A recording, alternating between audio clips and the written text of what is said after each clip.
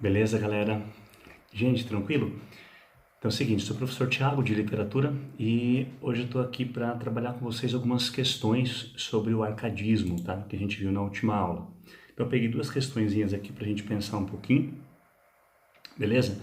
Então lembrar primeiramente assim, de onde vem arcadismo, né? Lembra que arcadismo vem de Arcádia, né? Que é aquela região da Grécia Antiga, aonde só ficavam, né, os deuses e maiores intelectuais. Por isso que os Árcades, eles eram extremamente racionais, né? Eles apreciavam muito a natureza e por isso eles vão negar um pouco a religiosidade do barroco. E tem umas características muito específicas dos Árcades, né? Além da racionalidade. São poetas extremamente cientificistas, né? Eles estão vivendo o iluminismo francês e por isso a gente vai conseguir perceber na literatura e nas artes muito a figura do humano aparecendo, não mais aquele humano nu, como aparecia lá no classicismo, no Renascimento, né? Agora é o burguês, então é o humano na natureza, porém sempre em movimento. Então essa primeira questãozinha aqui, que está falando sobre a tela, né, a pintura do Jean-Honoré Fragonard, que se chama O Balanço, pintada em 1766, está pedindo para marcar a opção incorreta. Então vamos analisar um pouquinho lá. Letra A.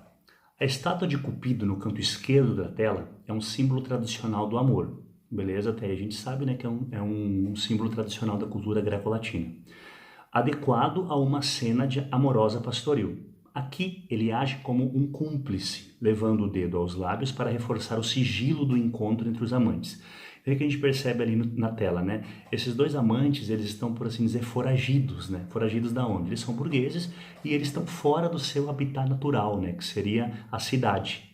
E por isso eles estão ali alegres e felizes no campo. Então lembra daquela tradição do arcadismo, o locus amoenus, ir para um lugar de amenização e fugir da cidade? E por isso que a referência ao Cupido, né, que é uma referência de mitologia greco-romana, aparece ali, né, como se fosse colocando o dedo na boca, falando: não contarei o segredinho de vocês, porque eles estão ali felizes no campo, né, no cenário pastoril e bucólico, porque eles estão fugindo daquele peso da cidade, tá? Então a letra A está correta. A B.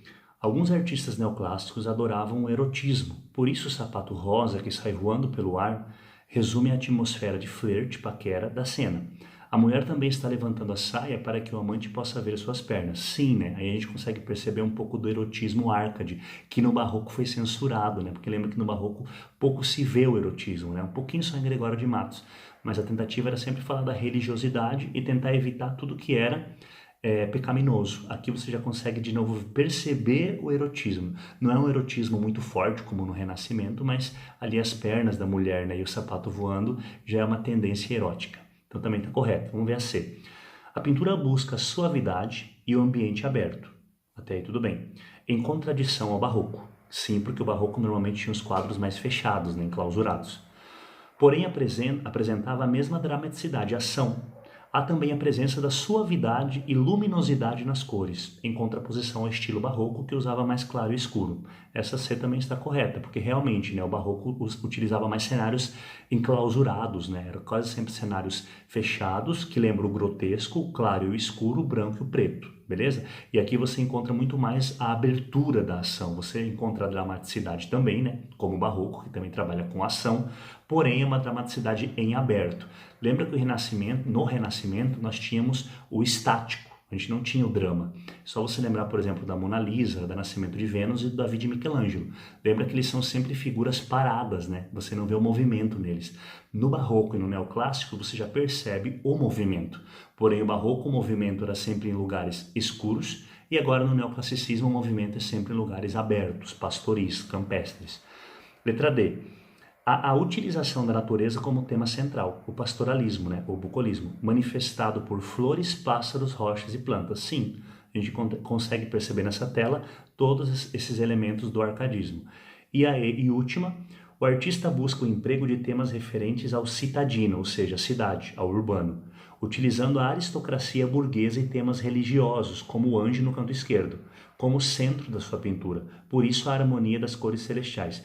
A única coisa correta nessa questão é a harmonia das cores celestiais. Mas o que está incorreto ali? Primeiro, porque você não vê a presença do citadino.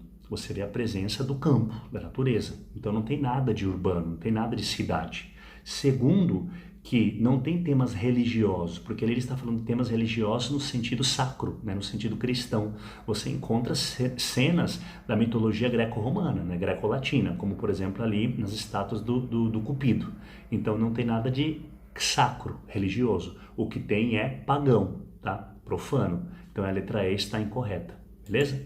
E a segunda, gente, é uma questão sobre o nosso principal poeta Árcade, o Tomás Antônio Gonzaga, e é um fragmento do livro dele, Marília de Dirceu, tá? Um livro extremamente lírico que exalta bastante a natureza, né? E convida Marília a viver com ele no campo, no pasto. Então vamos aqui lembrar, vamos ler rapidinho esse soneto para conseguir realizar a questão. Está falando o seguinte: convite a Marília. Já se afastou de nós o inverno agreste, envolto nos seus úmidos vapores. A fértil primavera, a mãe das flores, o prado ameno de bonitas veste.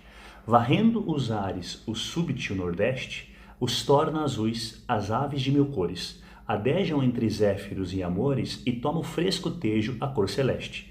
Vem, ó Marília, vem lograr comigo, destes alegres campos a beleza, destas copadas árvores o abrigo, deixa louvar de corte a vã grandeza, quanto me agrada mais estar contigo, notando as perfeições da natureza. Então o que ele está ali falando, né? Primeiro que ele tem um interlocutor, ele está falando com a Marília. E o que ele está falando com a Marília? Versos típicos do arcadismo, né? Está convidando a Marília a ir viver com ele no campo. Lembra fugir da cidade, fugere urbem, viver no lugar de amenização e paz, locus amoenos, e aproveitar a vida ao máximo, carpe diem? Então você tem exatamente todas as características específicas do arcadismo nesse poema, beleza? Você percebe que é um soneto, né? 4-4-3-3, 2 quartetos e 2 tercetos, né? Rimando agreste com veste, vapores com flores, nordeste com celeste, cores com amores. Então é um soneto petrarquiano perfeito decassílabo, beleza? Vamos ver o que está falando sobre o soneto, porque é correto afirmar. Observa-se devido à presença de uma natureza agreste e tropical, um afastamento do locus amoenos, já que o lugar proposto pelo poeta não condiz com o ideal de perfeição pregados pelos neoclássicos. Já está incorreto, porque você vê exatamente uma aproximação com o locus amoenos, não um afastamento. Ele está falando bem da natureza. B. O pseudônimo do poeta, que é Dirceu, valoriza acima de tudo o sentimento romantizado, manifestando como é típico do romantismo nacionalista, referências da mitologia pagã grega como Zéfiros e Amores. Realmente você percebe a presença da mitologia pagã grega, mas não tem nada a ver com o romantismo nacionalista. Primeiro que os românticos não exaltarão a cultura greco-romana, são os Árcades, tá? Então ali é uma pegadinha. Ao invés de típico romantismo nacionalista, teria que ser típico arcadismo. C. Locus amoenos é configurado nos quartetos por expressões como fértil primavera, prado ameno, a cor celeste, o que faz o texto pertencer à corrente Árcade neoclássica. Sim, correto. Palavras e termos como fértil primavera, que lembra o campo, prado ameno, né, prado, que lembra a lavoura, o campestre também, e a cor celeste, que seria a cor azul do céu, né, o céu aberto, lembra um lugar de amenização. Então essa está correta. Só para confirmar, vamos ver a D e a E. A posição entre vã grandeza da corte e as perfeições da natureza revela o conflito entre o eu lírico e os valores da sociedade, numa antecipação romântica, quando os nacionalistas ficaram frustrados por não conseguirem exaltar as belezas do Brasil. Aí já está incorreto, porque os nossos nacionalistas conseguiram sim exaltar as belezas do Brasil. E a gente não está no romantismo, tá? Esse poema não é nacionalista. A letra E. No primeiro terceto, dada a presença do tema campestre, evidencia-se o bucolismo, o sentimento da natureza e a passagem do tempo, típicas do barroco. Primeiro, bucolismo e sentimento de natureza não são típicos do barroco, a passagem do tempo sim. Segundo, que esse poema não é barroco, esse poema é extremamente Árcade, tá? Ele está falando exatamente desse bucolismo, desse sentimento, porém fugindo do barroco, não típico do barroco, beleza? Então é a letra C. Tranquilo então, pessoal? Então eu espero ter ajudado. Bom estudo para vocês e até a próxima. Tchau, tchau.